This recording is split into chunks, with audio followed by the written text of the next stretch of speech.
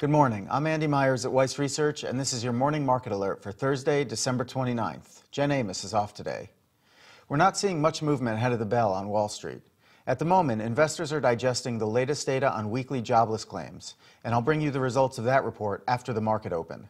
Then later this morning, the Institute for Supply Management will release its index of manufacturing activity in the Chicago area. And at 10 a.m. Eastern Time, we'll get a look at November pending home sales from the National Association of Realtors. In the meantime, traders in the U.S. and overseas are having a mixed reaction to the latest Italian bond sale. The country's treasury sold a total of about 7 billion euros in 3- and 10-year debt. The interest rate on both maturities dropped sharply from last month's levels, with the yield paid on the 10-year bond dipping back below 7%. However, Italy had hoped to raise about 8.5 billion euros on the sale.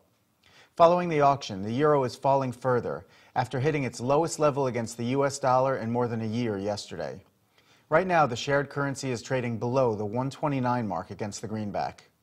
Investors seem to be searching for safety amid continued uncertainty in the markets, and that's also giving a boost to U.S. Treasuries. The yield on the benchmark 10-year note is now all the way down to about 1.9%. However, one asset that no longer appears to be benefiting from its traditional safe haven status is gold.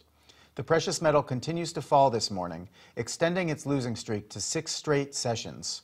Gold is now trading around $1,530 an ounce, and it's down more than 10% just this month. Oil prices have been moving in the opposite direction recently. They've been driven higher by geopolitical concerns, including a threat by Iran that it may close the Strait of Hormuz, a key shipping lane, in response to new sanctions.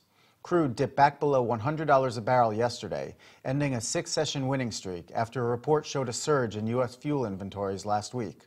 But right now, oil is rising back near that $100 mark. We do have a deal in the energy sector to tell you about this morning. Chesapeake Midstream Partners is buying Marcellus shale assets from an arm of Chesapeake Energy.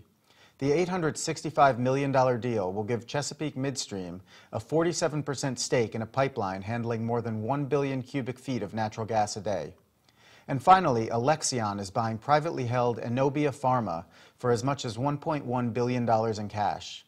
Inobia makes biopharmaceutical treatments for extremely rare and life-threatening genetic disorders. That's the latest from Weiss Research. I'll be back after the opening bell with all the market-moving news, including the latest data on the labor market.